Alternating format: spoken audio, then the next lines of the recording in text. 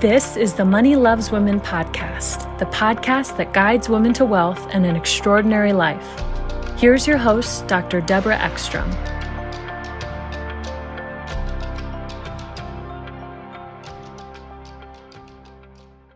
This is Dr. Deborah Ekstrom for the Money Loves Women podcast. Today, I'd like to welcome Nancy McKenna from Nancy McKenna Solutions. And Nancy is a money coach. Welcome to the program, Nancy. I want to hear all about what you do. But before we do that, I'm going to ask you a quick question. But thank you for coming on. Thank you for having me. So give us a little background about yourself so we have some context around, you as a person and as a money coach. Tell us about your growing up years, what influenced you, kind of what your education was all about. Okay, well, I grew up outside Washington, D.C. I'm the youngest of 7 kids, and my parents were very good money managers. They sent us all to college, which was pretty amazing. And I majored in accounting, so I was an accountant for 35 years. I stopped working last year, and I'm also a real estate investor.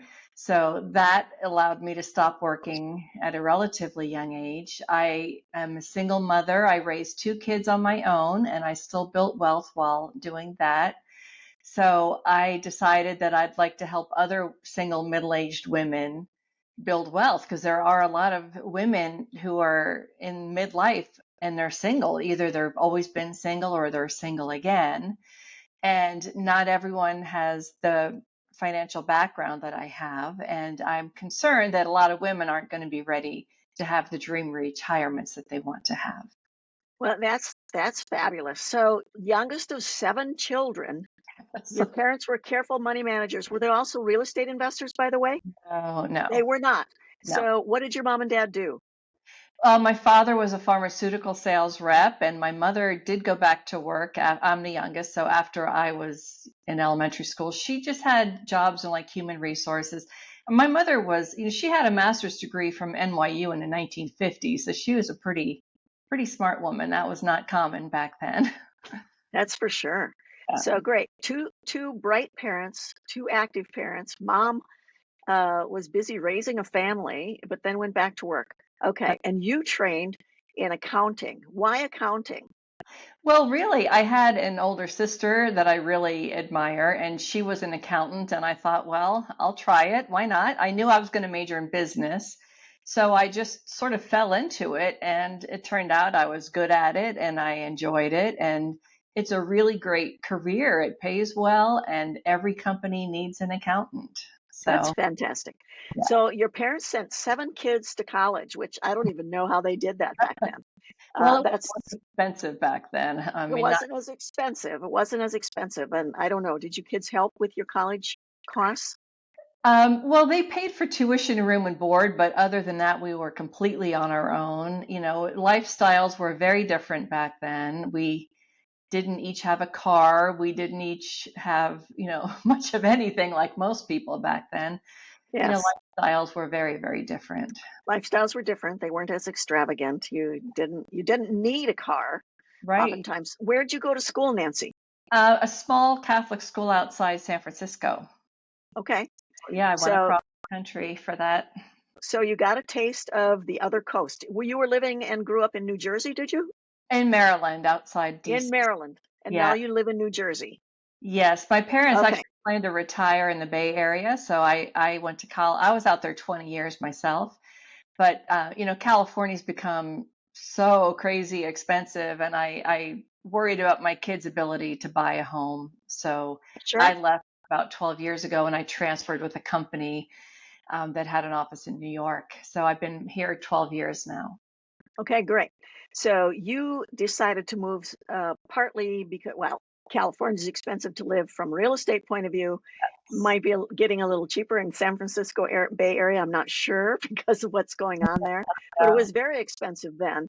And California taxes are very high as well. Oh, yeah. And so yes.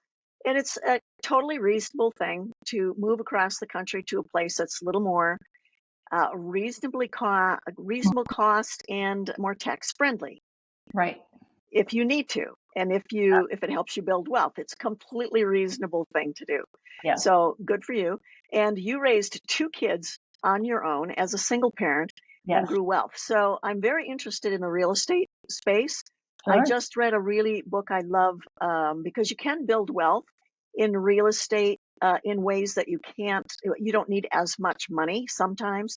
The other thing I really love about real estate is there's people who would like to team up with you. And I don't know if you've ever had this experience, but who'll team up with you because they don't have the time to go find the deals. They don't have time to care for the real estate. And if you have time to find the deals, make it all work, sometimes they can be more of the money and you can be more of the service. So there's all kinds of ways to grow wealth in real estate, including partnering with people, especially when you don't have a lot of money at first. Right. But you can start in real estate to grow wealth with less money. And I just read a book, The Small and Mighty Real Estate Investor, and I recommend it to anybody who says, you know what, I think real estate is my way to wealth, and I'm okay managing properties for a while. When I get enough properties, then I will turn it over to a manager, and I want to learn everything I can about real estate. So you grew your wealth with real estate, and it gave you financial freedom. Yes, and it was a long, Yes. long haul. So I started when I was 40. I was reading a lot of books. I knew I wasn't going to get a pension. So I thought, okay, each house could be a stream of income. So I Yes. lived in the San Francisco Bay Area, which is impossible to to buy a profitable rental there. So I actually bought my first place in Portland, Oregon. There was a company that was helping people like me that wanted to invest but could not do it where we lived. So they connected me to a property manager and insurance and all of that. So that was my first one. It was in Portland, Oregon. So none of the houses that I owned, I had 10 at the peak. None of them were in the same state I lived in. So I never even saw some of the insides of some of them because in New Jersey, it's also too expensive. So Yes. a But lot of mine are it's in the completely South. reasonable to do that, though. It's Yeah. completely reasonable. It's a little more challenging. People thought I was To crazy. They're like, "Are you serious? How do you do it?" I said, Yeah. "Well, if they were near me, I wouldn't want to manage them. I don't want to spend my time vetting tenants and chasing after rent and knowing what the changing real estate laws may be, right?" So, Okay, excellent. So tell us a little bit more about how you got connected with this company that connected you with, all the people you needed to have in place for real estate investing, because that's always a process otherwise, right? yes. Well, the first one I bought was I actually heard a commercial on the radio and I met with the people, and it was exactly what I was looking for. They focused on areas that had good growth and good economics and such. So I bought the one in Portland, and that house that I bought there, the same tenant lived in it for 14 years. And I thought, wow, this is easy. I bought a second one in Portland. Not so great. It was a Section 8 house, and the tenant never paid her part on time. And when she moved out, the place was just a pigsty. And, you get the stuff from the property manager. Oh, she's a single mother. And I said, well, so am I. I don't live like that. And, so everyone that has owned real estate will tell you there have been good experiences and not so good experiences. Yes. So, I, Section 8 tenants, just to go back. So, yes. Section 8 tenants are tenants that are supported by the local government. They pay a majority of their rent, and then they need to come up with the rest. And I have had that same experience with Section 8. Some good, some not so good. And I had one of my tenants who got sent to psychiatric care, Oh my. and then for some rehab at a nursing home. And the Section 8 money went to the nursing home, and I was out of luck. I Oh went my. to the nursing home for that. That paid for her nursing home time, and she didn't. That neither the government nor she paid any rent during that time. So there's Wow. lots of downsides, even though people will tell you, oh, Section 8 tenants are so great because you have guaranteed rental Yeah, income. I'm I was not so convinced. I'm I not was so told that too. convinced. And actually, even when I first bought it, it took several months for them to redirect the money to me. Yeah. So even that was, I was pretty cash. It was pretty tight those first years. And then I bought the next one in Raleigh, North Carolina. which is has been really good for me. It did not appreciate the first 10 years, and I had a bad tenant there also, where I also got the single mother speech, where I also said, and so am I, and I still have to pay the mortgage every month on time. And but once that tenant was gone, it worked out really well for me. So Okay. So management companies, explain to us, because clearly you've had lots of experience with real estate. Explain to us how you grow wealth are they single family homes you're buying? yeah, well, that one was a townhouse, but yes, that became my model, all single family homes. And were they all townhouses or only that one? Just that was the only townhouse. Just that one. So your real estate model was buying single family homes and renting them out. Your model was also using a management company. Yes. And the management company was vetting your tenants? That's right. Okay. And they had no penalty if you got a bad tenant? That's right. So property management companies, yeah, it's too bad. And in some places, the amount they charge is different. So in the South, like in North Carolina, they'll take, was it the whole month's rent when they fill a tenant? They just keep the whole first month, and then they charge you the 10% each month. So they're sort of incented to turn tenants, right? Yes. So that wasn't great. Yeah, their incentives are not in alignment with yours in that situation. I think that's a good time to write a different contract. Yeah. Well, some of it's just regional, and that's just how they are. Yeah, some of it's just regional and it's standard. That's absolutely right. But the last couple of years, I had the same tenants for like 4 or 5 years, so that was not an issue, and they were really good tenants. Yeah, so it works out sometimes. So hopefully the good is better than the bad. I have friends in Southern California who I have all of their income comes from rental property, and the secret of their success, from what I've heard, is they are very, very careful about who they rent to. So they run their tenants through a pretty strict evaluation. And I guess that can be part of it, maybe in that particular part of the country especially. So that sounds really great. I love how you grew your wealth. What other advantages, besides being a little bit hands-off? It sounds like you were hands-off a lot of the time, or most of the time. Yeah. Besides that, what are the other advantages of real estate investing? Well, you get good tax breaks, right? You can depreciate the property. You can depreciate or write off a lot of the costs. Like HOA fees are deductible if it's a rental property. They're not deductible if it's your own property.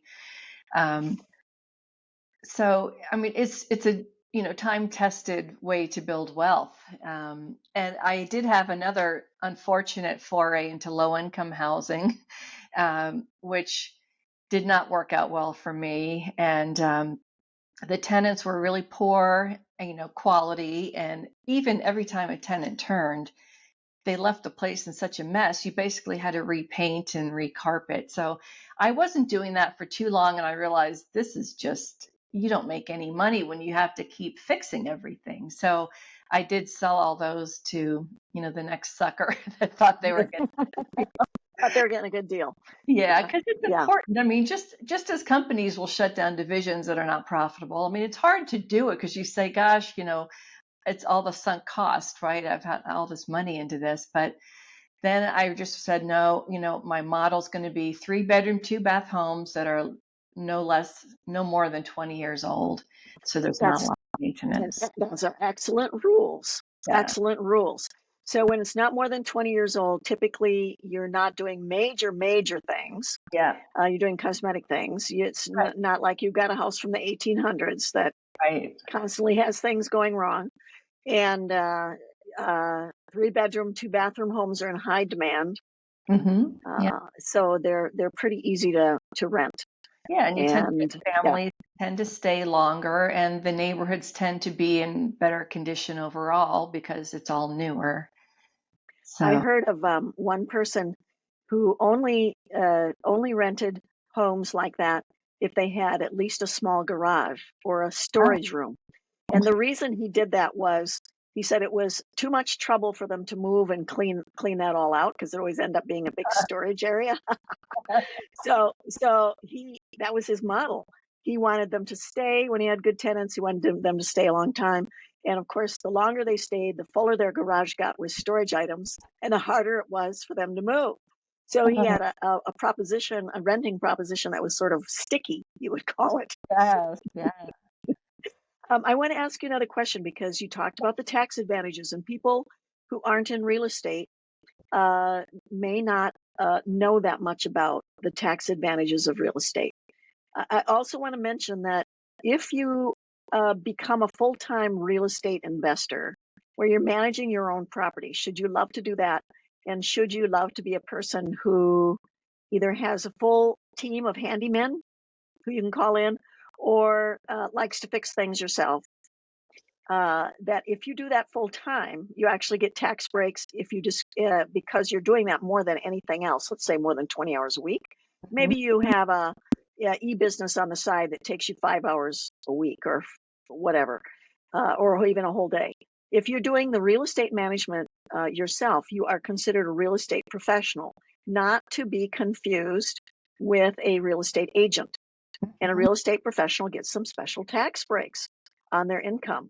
And why would that be? And why would it be that you get to depreciate property that maybe is actually getting better and appreciating and get tax breaks from that? Why should you get, HOA fees being able to be written off and things like that? The reason is the government wants to provide housing for people, Right. and you are the mechanism, right? So that is the reason that you get to do this. And real estate becomes a business for you. It is a business. That's right. It's like having a clothing store. It's a business. So, but owning the property, you get to depreciate it. And over how many years, typically? Well, first of all, you're only depreciating the improvements, not the land. So when you first buy the home, your property tax bill will split out the land, and then they call it the improvements. So the improvements on single family homes, you depreciate over 27 and a half years. And the other reason you're depreciating it is because things do degrade over time and you will have to repair them. So Absolutely. yeah, then when you sell the home, you actually have to add that back. So yes, you have to recapture that depreciation just so that that's clear, because not all real estate books remind you of that. That's right. And actually, a friend of mine, she owns real estate, and she, someone I worked with, another accountant, and she texted me at tax time, and she said, "Did you depreciate your improvements?" And she thought the improvements were just things they improved the house, like they put in a new dishwasher or carpet. Or I said, "No, the improvement is the actual structure." And Structure. she Yes. said, "We haven't been doing that." And I Oh, said, no. "Oh, Yeah. So the improvement means anything that improves the land exactly." itself. Anything. So the structure that improves the land, not the driveway necessarily, but yes, any structure that improves the land, not just the fact that you improve the house by putting in a new roof on it or something like that. So Right. there's many strategies in real estate, but you can develop financial freedom by doing exactly what you talked about, buying one family homes. And I know of people who started out in their own condo and lived in it for a couple of years, saved enough to put a down payment on another home, like a one family home, rented their condo, lived in it for 2 years, rented it for 3 more years, and after 5 years sold it for the appreciated value. And the interesting thing is you can take all of that appreciation above what your basis or what money you have in it. You can keep that tax free because it's considered a rental property, even though you lived in it for 2 years. So if you rented it for 3 out of the 5 years. I also know of someone who in Breckenridge did that over and over and over. So would renovate a place or build a place, live it in for 2 years, rent it for 3 years, or and sell it, and do that over and over, and keep that appreciation, and built great wealth by doing that in an area where the appreciation was going up quickly. And you can find any place that's like that. It doesn't have to be a ski or summer resort area. but any place that you can find that is desirable and the appreciation's going up quickly, right? Right. So you figured out Raleigh was growing, and Yeah. it always helps to know that there's jobs and Uh-huh. that the community is vibrant, Right. and that the government is Yes. stable. It's the state Uh, capital, and they have the State regional capital, triangle, and yeah, yeah, education and facilities. Mm, that's right. And yeah, even Raleigh, it's only in the last, say, 4 years where it shot up so much. I mean, I'm like, hot dog, this is great. it's always great when your appreciation starts to climb rapidly. Yeah, I mean, yeah, for yeah, first 10 years. So my original plan was I started at age 40. I was going to buy a house a year till 50, then pay them off between ages 50 and 60. But then, the real estate tanked in 2008, and I did the low income housing thing, but yeah, I still got there. It took me more than yeah, years to get to 10, but I did get there. yeah. And 10 is about the right number. I mean, if you're doing single family homes, 10 can be about the right number if you pick well. Yeah. Yeah. Yeah, and that's why they mean small and mighty, and if you start to look at, if you want to plan that, you can do a grid and figure out, okay, I'm going to get this much cash flow. This is how much I need. You Yeah. go, so I've got this thing called the financial freedom tracker, but you can figure out how much you need and for you to live on, just to replace your income, That's and right. then figure out about how much you think you can get from each property, and then take it from there. And you go, oh, wow, 10. I can do it with 10. Yeah. So, and you can do duplexes if you want, live in half and rent the other half out Oh, at the yeah. beginning. So, there's some interesting ways to do it. There's as many ways to grow wealth in real estate as there is people, Mm-hmm. and there's lots of different niches. But like you have done, I think it's smart to concentrate on one niche and research your area really well, Mm-hmm. and then partner with a management company if you don't want to manage them themselves or you don't have the capability. Like you're not good at fixing furnaces and things like that, or Right. you And know, it's important. And I would also recommend that people use a company, not just an individual, because I had an individual manage one of my properties, and he was out of town and the air conditioner went and I had to replace it, and it was in 2 states away. And so that yeah, was a bit not great, not not great. great. So No. have a company. I think it's really wonderful if you find a good company. And Robert Kiyosaki did this. If you find a good management company, you find the best management company in town, and then you partner with them so that they are buying real estate with you. Mm. And that's what Robert Kiyosaki did. And he never had trouble with good management of his properties because the owner of the management company was a half owner. Wow. And that can work too. Yeah. So, there's all kinds of strategies, right? Yeah, and that's actually something that I would do before I would buy a property. I would ask the property management company, what do you think this will rent for realistically? Because you can look on Zillow and do different things, but it's always best because they're the ones renting properties every day. So they have their Correct. finger on the Yeah. pulse. So they're the ones that have their fingers on the pulse of the community. Yeah. Yeah. Yeah, absolutely. So Yes. that's pretty exciting stuff. So let's get back to your coaching that you do. Yeah. When you like to coach women in midlife, just like when you were learning to grow wealth, same kind of thing. Yeah. Kids are kind of established. You're kind of established at your work, probably. Yes. You've hopefully got some free cash flow.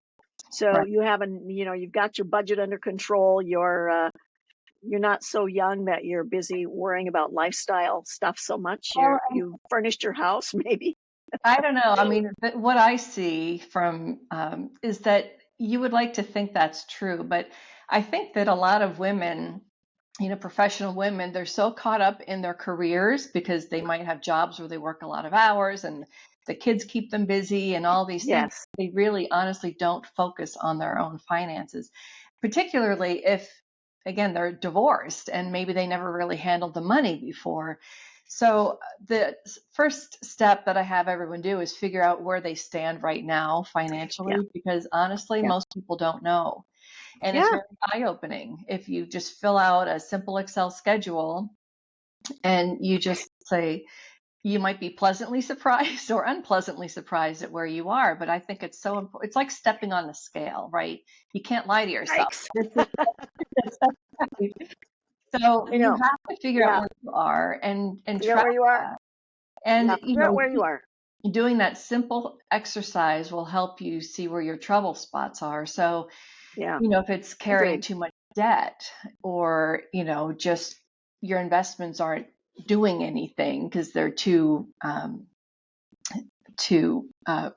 sorry, I'm thinking conservative or something. Yes. It can be any number of things, but I think that a lot of people are not used to making investment decisions, and they probably need to take a better look at what can I do, and I'm not a financial planner, but I think financial coaching is really about what your thought processes are, because a lot of it, your success will depend on how much you believe you can do it, right?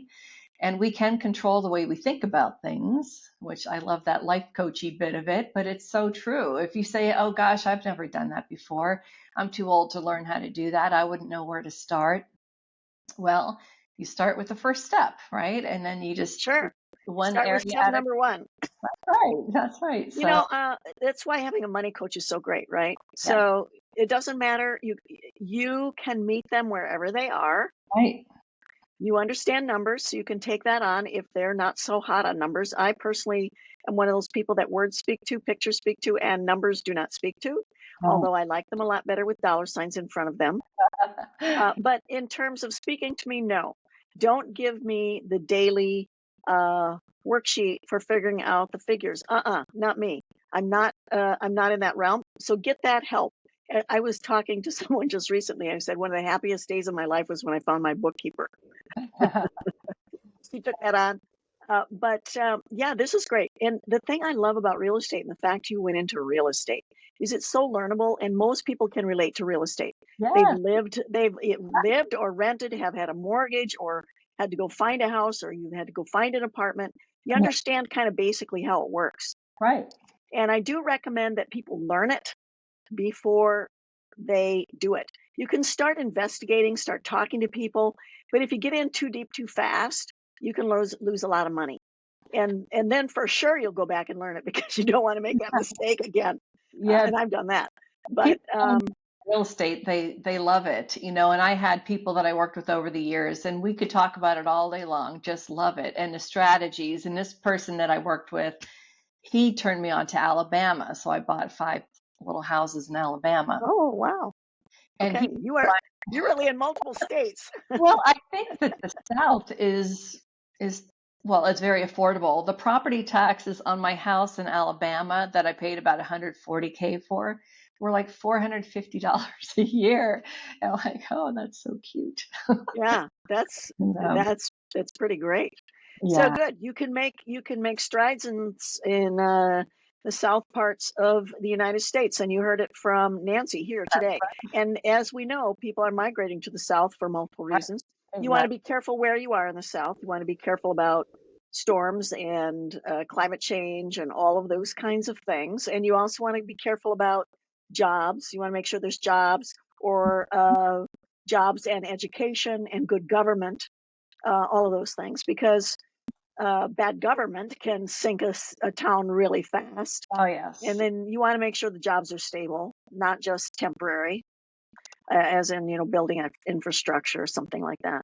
So really researching the area where you're going to be. And I think one of the ways I saw this little tip, one of the ways to research them is by looking at school districts. Exactly. That's another thing I say And to people. Yeah. yeah, so that's a great thing. So you like to coach women in midlife.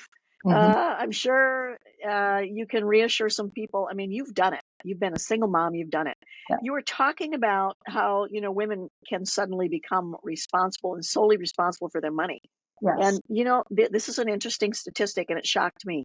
At some point or another, 98% of women will be the sole person responsible for their financial well-being. So Wow. you can't really skip it. Yeah. The chances are so high that you're going to be responsible. So financial education is really good. And I like what you're talking about. And I suspect as a money coach, you start with, and that's figure out where you are. Yeah. And you have an Excel spreadsheet. Yeah. I have the financial freedom tracker. Yeah. So financial freedom is really our goal, right? Right. So being able to have cash flow, and there's no such thing as a totally passive investment where you never have to do anything with it. That doesn't really exist. But to have some control over your time so you can choose what to do with your time and what to do with your money. And you Yeah. also have to figure out what your lifestyle needs to be in your financial freedom. Yes. And most things in life that are really, especially as you grow older, most things in life are not things you buy. They make you fulfilled and happy later in life, right? Mhm. Yeah. Yeah. Another thing I like to mention are what I call the 3Ds, things that trip people up that you really can't prepare for, and that's death, divorce, or disability.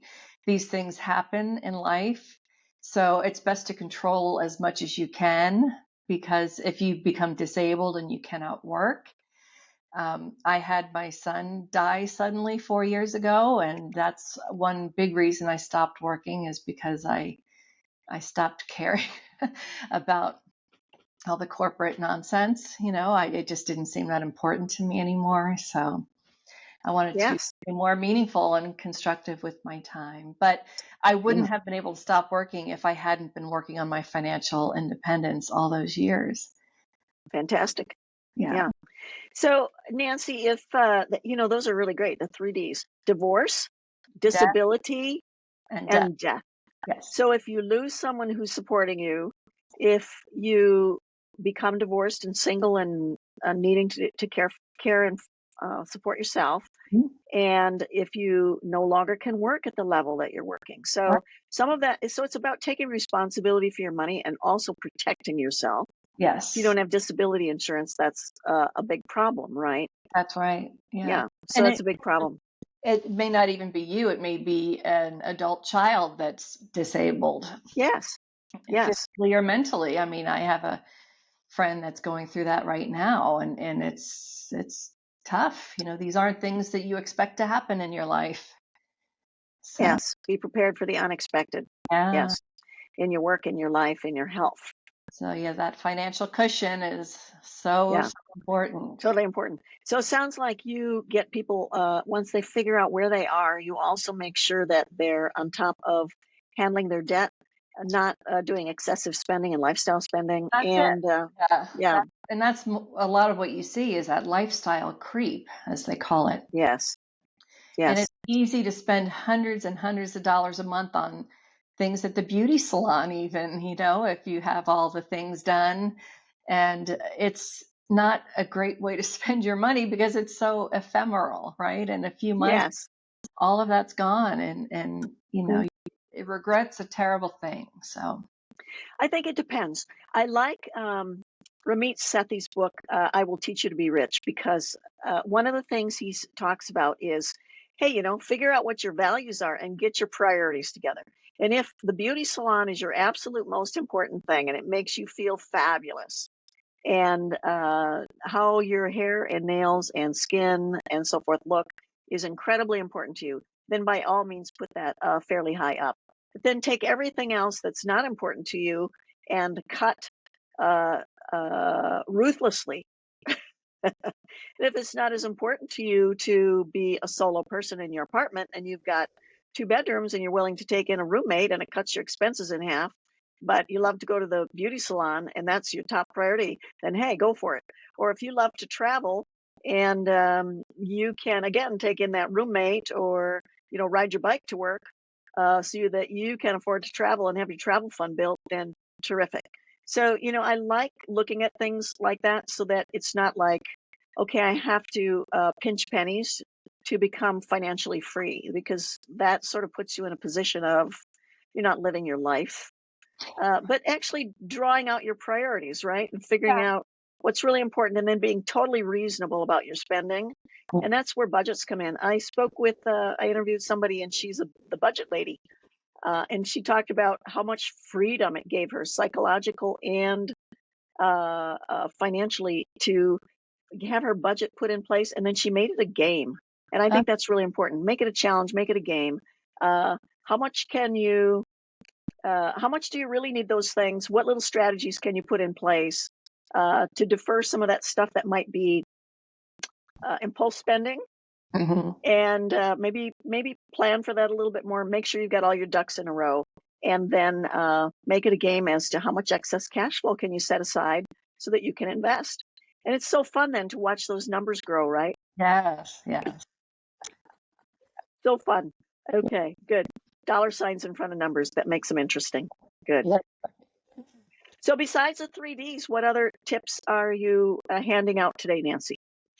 Well, I just think it's important to just be mindful of spending. As you said, I'm not suggesting a life of deprivation for anybody, but I think a lot of people spend money so too easily, and it's so easy to do with the internet and all the things. But you read about all these young kids going to Taylor Swift concerts for $800 a pop, and I'm not sure that's a great thing for anybody to do. But just as you say, like for me, it's travel. I love to travel, and I travel a lot. And for me, the beauty salon's just not on my list of things. So, but other people, it's the other way around. So yeah, you have to Absolutely. Absolutely. So, whatever works for you, right? But then it has to be reasonable. As long as Okay, good. you're in good shape. I think a lot of people aren't in great shape and still spend a lot of money like that. And I think that's not going to do them any favors in the long run. So I don't think that shopping is therapy. I heard a wonderful piece on the radio about these two women who took a vow, I guess you'd call it, to not do any recreational spending for 1 year. cool. And one of them said she was able to save $67,000 that year. Wow. Yes. So she was, maybe it's like when you exercise and diet. I don't know. So that when you actually stop recreational spending, you're paying attention to all of your spending more carefully and are more careful. And it wasn't just recreational spending that she changed, but she and her girlfriend said no recreational spending, only absolutely necessary spending is the only thing we're going to do for 1 year. And I think that's an incredible commitment to make. I'd like to see people take that challenge on like for 3 months. Right, exactly. I was no recreational spending.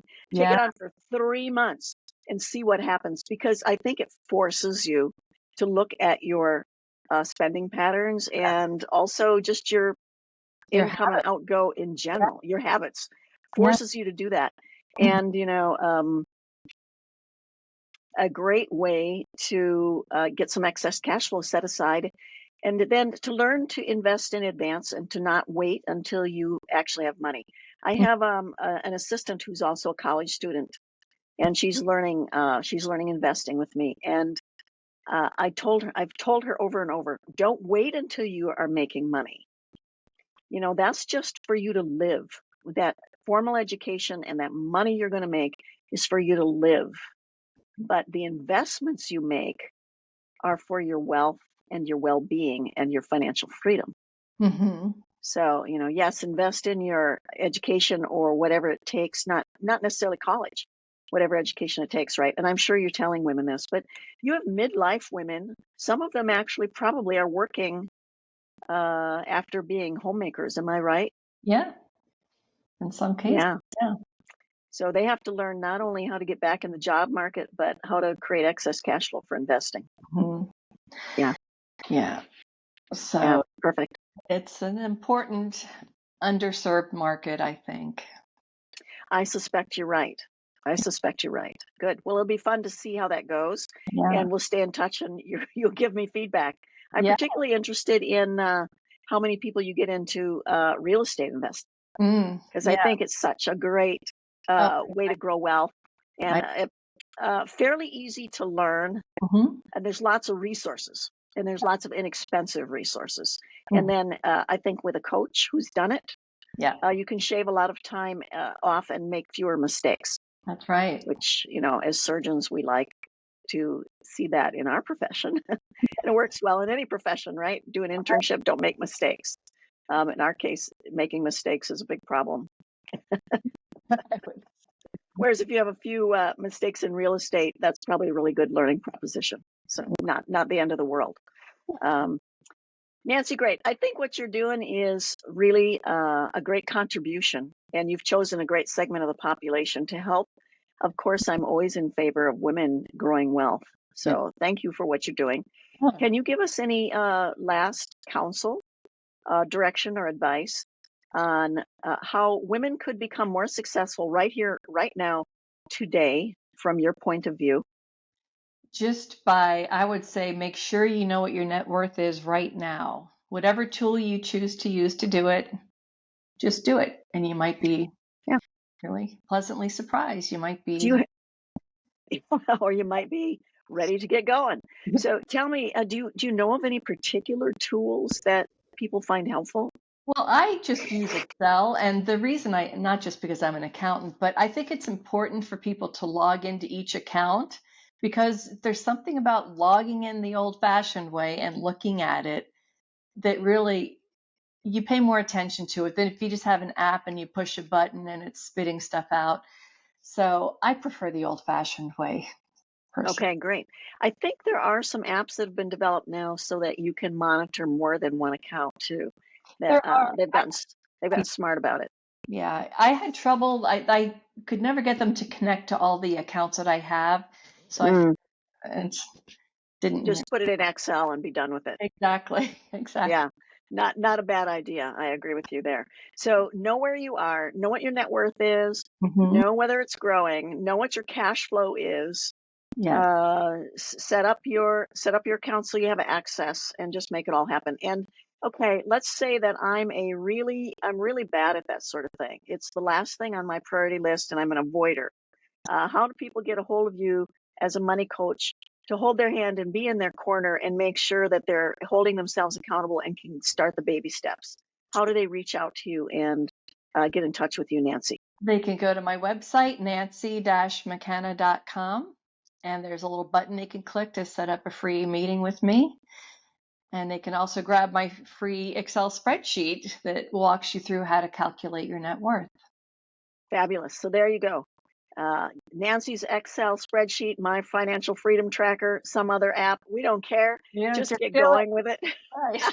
And if you really aren't good at this, and if you really hate doing this, it's going to be a happy day when you get a hold of Nancy, just like it was a happy day when I got a hold of my my bookkeeper. Yeah. Who would help me with the numbers. So you have somebody in your corner, somebody to walk you through it. No judgment, right, Nancy? Right. No judgment. And I can't even sell any instruments, so I'm not trying to profit from anything. It's just coaching, education. So get your education, get some help. Yeah. Get somebody in your corner. Get Nancy in your corner if you need her. Yes. And get started, because we want to see you be successful. We need as many women to be successful as they can, so that they can use their money, influence, and power to create a more balanced and peaceful world. And we have a lot of problems coming down the road that women are going to be absolutely instrumental in addressing, so that things don't go in the wrong direction for us here in this country and around the world. And that's ultimately the goal of you and me. And other women who do this kind of work. So thanks for coming on. It's been really great talking to you and hearing about what you do. Thank you for having me. I appreciate it. This is Dr. Deborah Ekstrom for the Money Loves Women podcast. To your health, to your wealth, and to your happiness. May blessings rain down upon you. Thank you for listening to this episode of the Money Loves Women podcast. Please leave us a rating and review so we know how we can improve. Visit moneyloveswomen.com to gain more insight into how to live an extraordinary life.